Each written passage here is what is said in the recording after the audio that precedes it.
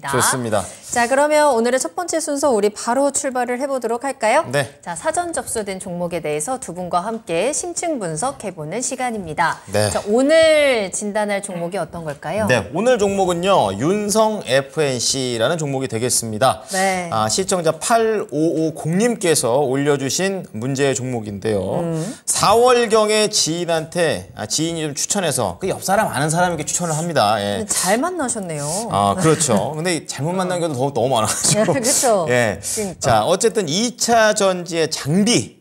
소재가 아니라 장비입니다. 성장성을 좀 기대를 하고 있고요. 이제 목표가로는 20만 원 중반을 지금 목표로 잡고 있는 상황입니다. 지금 네. 12만 1,000원이니까 좀 더 가야 돼요.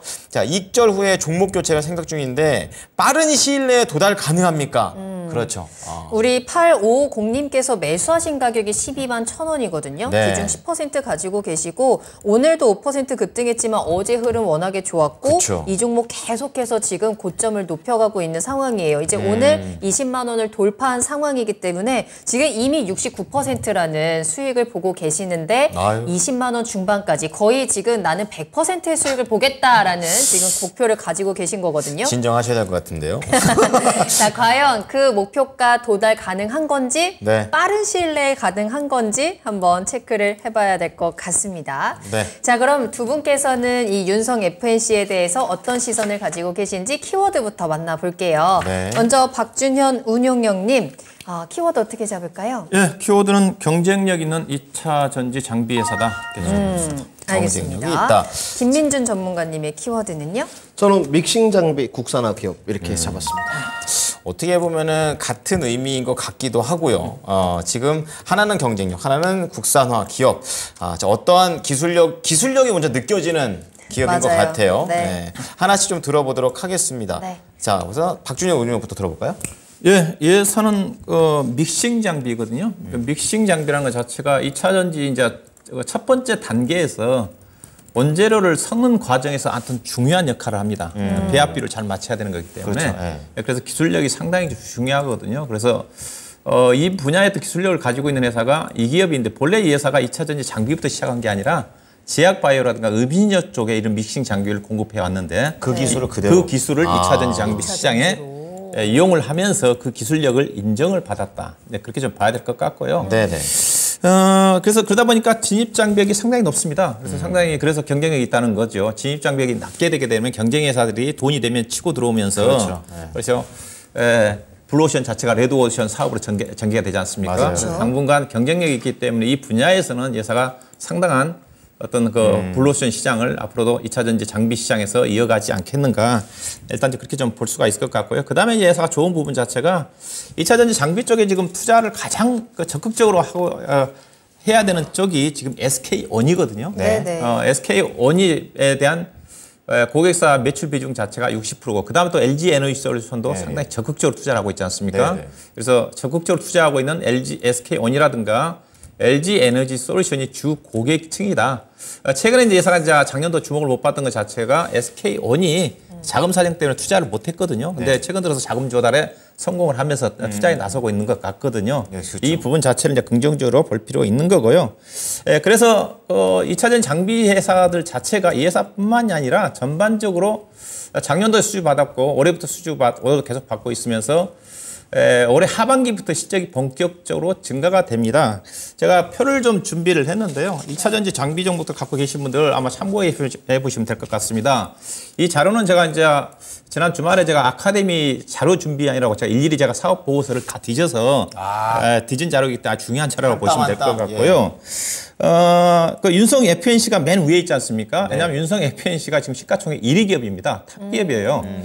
과거에 윤성 FNC가 상장되기 전에는 PNT였는데 보시게 되면 윤성 FNC가 2022년도 작년 말 기준으로 해가지고 수주한가 1,872억인데 현재 지금 3월 말 기준으로 해가지고 3,364억이더라고요. 근데 수주잔고가 많다 적다를 비교를 할 때는 전년도 매출하고 비교를 해야 됩니다. 연간 매출하고. 근데 이 회사가 작년 연간 매출이 2,103억이니까 현재 수주잔고 3,364억을 감안하면 약 1년 6개월, 1년 6개 160% 정도, 즉 1년 약간 반 정도 넘어가는 수주 잔고를 깔고 있다고 보시면 될 것 같아요. 일거리가 그만큼 있다. 예, 그렇죠. 반면에 PNT라는 회사는 작년 연말에 1조 5천억인데 네. 올해 1분기 말 기준으로 1조 8천억이거든요. PNT는 근데 작년도 12월 말에 작년 연간 매출액이 4,100억이기 때문에 수주 잔고가 무려 440%입니다. 4년치 수주 잔고를 깔고 있어요. 아, 그렇군요. 예, 그다음에 CIS 같은 경우는 약 4년 8개월 8 정도. 거의 5년. 그렇죠. 대체적으로 보면 수주잔고가 다 높지 않습니까? 네. 엠플러스 같은 경우는 작년도 매출액이 1,167억인데 현재 수주잔고가 6천억이니까 6천억은 최근 들어서 4월 달에 수주잔고를 제가 일부 예산 좀 포함한 겁니다. 네. 작년 연말 3월 말 기준으로서는 약 4,400억 정도 보시면 될 것 같아요. 그래서 보시면 결국 무슨 말이냐? 윤성 FNC 같은 경우는 수주잔고 자체가 적다. 상대적으로 부진하다. 그렇죠. 예. 그럼 장점은 아니잖아요. 그렇죠. 예. 그 부분을 참고하라는 겁니다. 예. 그래서 상대적으로 수주잔고에 비해서는 매출액 대비 상당히 상대적으로 다른 여타 장비 회사들보다 낫다는 측면을 좀 보셔야 좀 될 것 같고요. 그래서 제가 경쟁력은 있지만은 수주잔고 자체가 다른 2차전 장비 회사에 비해서 수주잔고율이 약간 적다는 측면들 참고를 하셔야 좀 될 것 같고, 그 다음에 주가 자체가 이제 보시게 되면 상대적으로 상당히 주가가 좀 비싼 것 같습니다. 주가는 좀 많이 올라왔는데 대표적으로 비교할 수 있는 회사 자체가 이 회사가 상장되기 전에 시장 점유 1위 회사가 PNT라는 회사이니까 PNT라는 회사하고 좀 비교를 해봤어요. 현재 윤성 PNC 실적 추정 실적하고 그다음에 PNT 실적을 작년 연말하고 그다음에 일반 1분기 실적이 좀 발표가 됐으니까 1분기 실적과 올해 연간 단위 증권사 추정 실적을 계산해 봤는데 일단 주가를 비교를 할 때는 시가총액을 먼저 비교를 해야 되거든요. 그렇죠. 앞서 이제 윤성 PNC가 시가총액이 1조 6천억이고 PNT가 1조 3천억입니다. 1조 3천억인데 근데 보시다시피 올해 예상 실적 기준에서 윤성 PNC가 PER 기준에서 30.5배고요. 또 1분기 실적으로 본다 한다면 윤성 PEC가 매출액에 860억 원에 66억 영업이익밖에 안 나왔거든요. 근데 PNT는 올해 1분기 때 1,040억 원에 영업이익이 윤성 PNC보다 2배 가까이 2배다 더 높은 173억 정도가 나왔다는 거죠. 예. 그렇다면 앞서 얘기했다시피 그러면 윤성 PNC가 경쟁력 있다고 그랬는데 경쟁력이라는 것 자체는 영업이익률을 보면 알 수가 있거든요. 마진이요. 마진율이 중요하지 않습니까? 작년 연간 기준에서 윤성 PNC가 영업이익률이 14%였습니다. 그걸 가지고 상당히 경쟁력 있다고 얘기를 한 것 같더라고요. 근데 앞서 1분기 시절을 본다 하더라도 영업이익률이 7% 뚝 떨어집니다. 근데 그럼 PNT는 어떠냐? PNT는 영업이익률이 무려 17% 정도 됩니다. 이제 여기까지 본다면 PNT가 더 제품에 대한 경쟁력이 있다고 좀 보시면 돼요. 이것도 좀 아쉬운 부분이네요. 그 다음에 앞서 제가 2차전지 관련 회사들 수주잔고를 보여드렸었는데 앞서 엠플러스라든 관련 기업들이 수주잔고가 많지 않습니까? 이들 기업들 볼 때도 영업이익률을 보셔야 됩니다. 엠플러스 같은 경우는 매출액은 많이 늘어나는데 영업이익이 뚝 떨어져요. 그럼 매출액이 많아봐야 실적으로 많이 뒷받침이 되지 않습니다. 그렇죠. 벌어들인 많이 그렇죠. 적다는 이런 거죠. 부분들 참고하셔야 되는데. 많고, 그래서 결론은 뭐냐? 상대적으로 주가가 비싸다. 이런 부분이고요. 그다음에 그러면 주가가 왜 올라왔느냐? 저는 수급 이슈라고 봐요. 수급 이슈가 회사가 상장된 지가 작년 11월 달에 상장됐고요. 공모가가 49,000원이었습니다. 그 당시 11월 달에 상장될 때 시장이 안 좋아서 그런지 몰라도 경쟁률이 1.7대 1밖에 안 됐어요. 맞아요. 거의 미달 가까웠어요. 그렇군요. 거의 인기가 안 됐네요. 그렇죠. 근데 주가가 지금 5배 올랐다는 겁니다. 그 사이에 예상가 뭐가 있었느냐? 없었던 것 같아요. 아무것도 없어요. 없는데 수급 이슈 자체는 앞서 이 회사가 약 상장 주식 수가 790만 주 정도 되는데 대주주 물량을 감안하면 유통 물량이 약 30%도 채 안 됩니다. 30%가 안 되는데 이 회사가 최근 이슈가 있었던 것 자체가 MSCI 스몰캡 지수에 편입이 됐어요. 그러다 보니까 애국인 수급이 스몰캡에 프로그램 매수 형태로 유입이 됩니다. 최근 들어서 수급 지수가 애국이 많아요. 이 부분들. 그래서 저는 유통 물량이 상장된 지 얼마 안 돼서 유통 물량이 적은 상태에다가 MSCI 지수가 편입이 좀 되면서 그 영향을 받고 있는 게 아닌가. 대부분 상장된 이후에 일부 기업들이 3개월, 6개월 보유예수 물량이 풀리는데 이 사람 보니까 3개월, 6개월 보유예수 물량도 없더라고요. 이런 부분 자체가 주가의 강세를 이끌었던 게 아닌가 그렇게 말씀 좀 드리고 싶습니다. 그냥 회사 자체로서의 그런 매력보다는 수급 이슈가 있었으니까 저는 그게 더 수급 이슈가 좀 되겠네요. 강한 것 같아요. 그렇군요. 좋은 점도 가지고 있고 아쉬운 부분도 있는데 지금 이렇게 올라온 것에 대한 좀 든든한 어떤 기둥이 있느냐라는 부분에 대해서는 한번 생각을 해봐야 될 것 같고 따라서 좀 대응도 잘 해봐야 될 것 같아요. 그렇습니다. 자, 그럼 김민준 전문가님의 의견도 들어볼 텐데요. 믹싱 장비 국산화 기업이다라는 키워드였어요. 자세히 들어볼까요? 저는 이 시간이 지금 너무 불편합니다. 왜죠? 제가 봤을 때는 아마 그 대한민국에 있는 경제방송을 다 털어서 네. 오늘 박준현님 제일 준비 잘하신 것 같아요. 그럼 피와 땀이 제가 봤을 땐 누가 있는. 판도라 상자예요.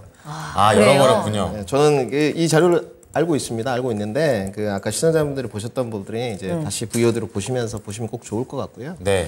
우선 1위는 M+입니다. 전년 대비 수정과 가장 폭발적으로 늘어난대. 네. 그런 부분들은 나중에 이제 주가에 반영이 될지 안 될지 평가해 보시면 될 것 같고요. 윤성 FNC는 이제 우리가 그 장비 종목들을 이야기할 때 네. 조립 공정, 활성화 공정 등등이 있는데 믹싱 공정이 가장 선두에 쓴다고 좀 보시면 돼요. 제일 처음에 하는 거. 네. 그런데 고객사들이 일단 그 굉장히 좋습니다. SK온이라든지 SK온 비전 거의 50% 되고요. 네. LG 에너지솔루션도 한 40% 정도 되고요. 리비안도 갖고 있어요. 그래서 고객사가 굉장히 글로벌 고객사를 확보하고 있다는 것은 장점이고.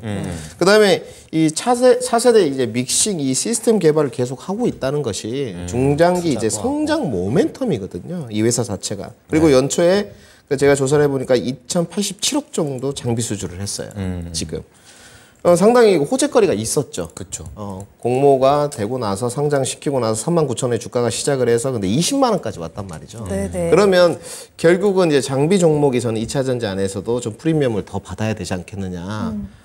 배터리 3사 셀 회사들이 적극적으로 캐파 증설을 좀 해가고 있고 네. SDI 같은 경우는 드디어 이제 북미 쪽에 진출을 하지 않습니까? 공장이 없었다가 그러면 적극적으로 3사들이 캐파 증설하니까 장비들 수주가 늘어날 수밖에 없는 올해의 상황이에요. 네. 근데 아까 표가 나왔듯이 보셨지만 네. 전년 동기 대비 수주가 폭발적으로 늘어난 데를 보게 되면 일단 탑티어 세 군데가 PNT, M+, CIS예요. 그 안에 못 들어가네요. 그 안에 일단 못 들어가고요. 그 다음에 네 번째가 A+예요. 그리고 실질적으로 영업이익을 보더라도 1분기 A+는 82억을 찍었는데 네. 윤성 FNC는 60억대죠. 지금. 이런 것도 비교 대상이 좀 된다는 거죠. 그러면 지금의 주가는 그 운영님께서는 이제 수급 이슈라고 좀 말씀을 하셨는데 저는 뭐 그런 부분도 외인 수급이 상당히 좋기 때문에 일정 부분 동의를 좀 하고요. 일명 좀 공모가 바람이라고 저는 좀 생각이 들어요.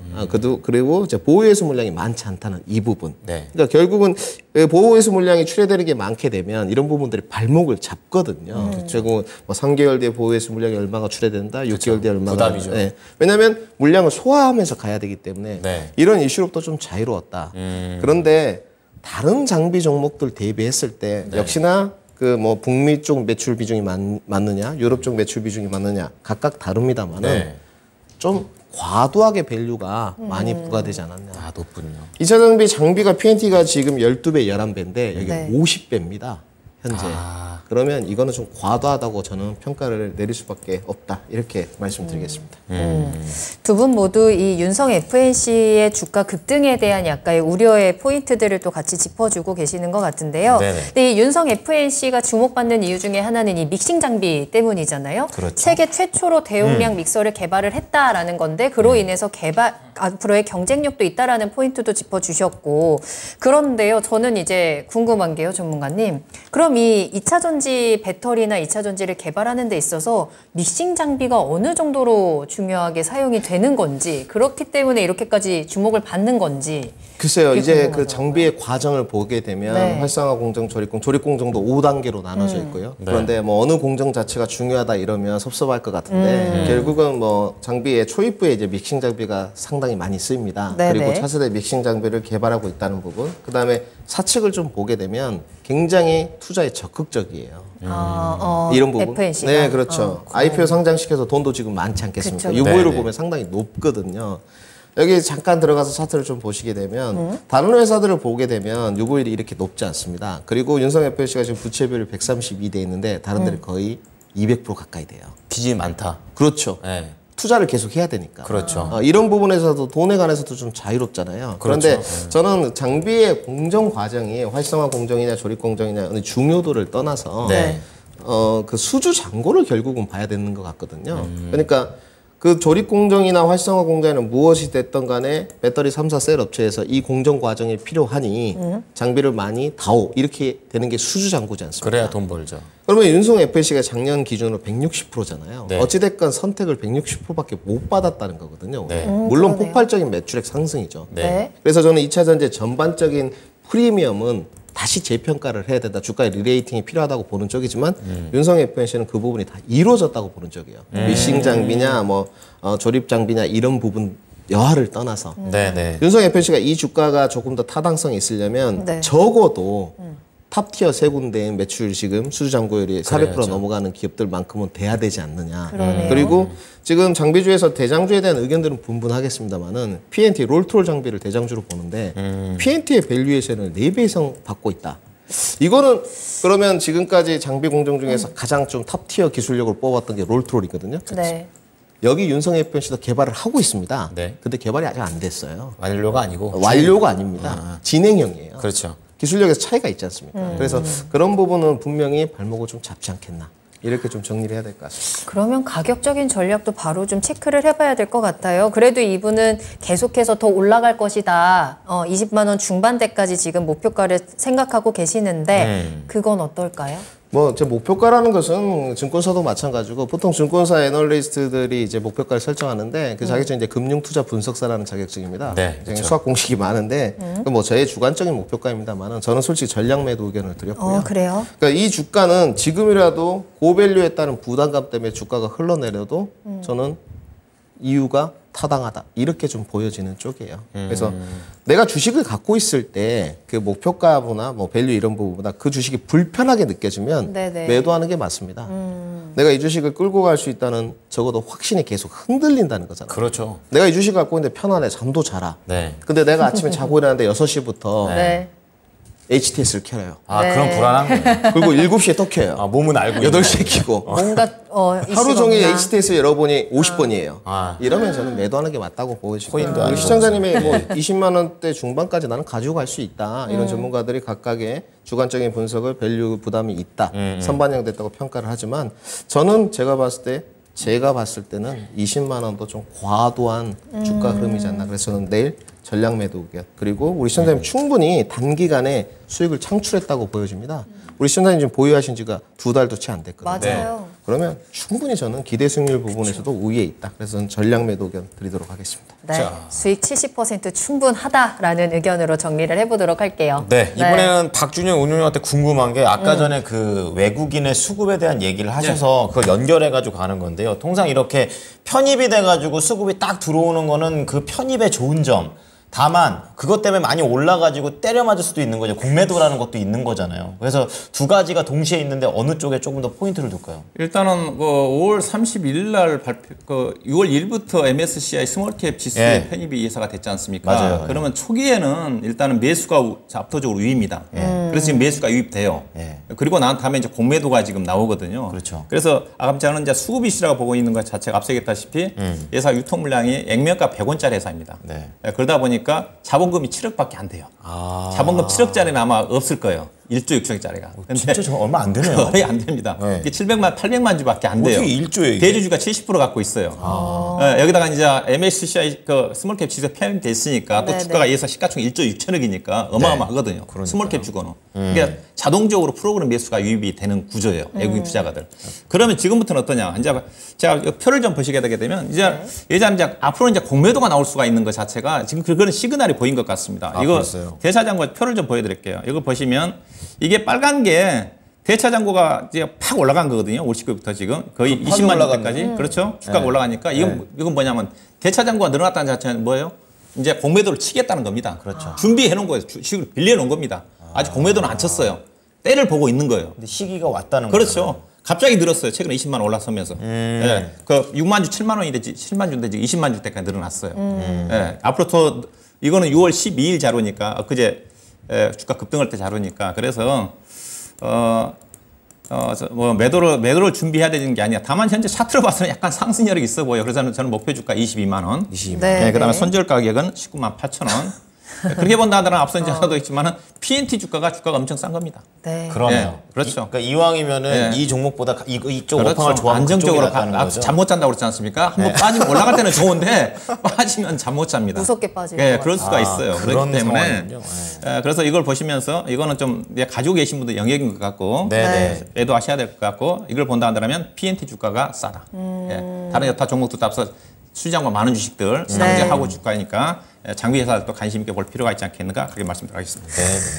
우리의 안전한 밤 꿀잠을 위해서는 그렇죠. 윤성 FNC를 빠르게 또 수익을 실현하시는 게 어떨까 하는 의견을 좀 전해드렸네요. 네네. 자, 그러면 윤성 FNC에 대해서 이렇게 두 분과 함께 신층 분석을 만나봤고요. 가격 전략 다시 한번 화면을 통해서 확인해 보도록 하겠습니다. 네. 자, 먼저 박준현 운영형님, 경쟁력 있는 2차 전지 장비다라는 키워드를 주셨지만 여러 가지 수급이라든지 아쉬운 부분들을 좀 체크를 해주셨고요. 따라서 목표가 22만 원으로 매도 사인 주셨고 손절가 19만 8천 원도 꼭 확인해 보시면 좋겠습니다. 네. 자, 그리고 김민준 전문가님은요. 믹싱 장비 국산화 기업이다라는 포인트였고요. 역시나 빠르게 매도 의견을 전해주셨거든요. 목표가 손절가 없습니다. 지금 바로 전량 매도 타이밍 잡아보시면 되겠습니다.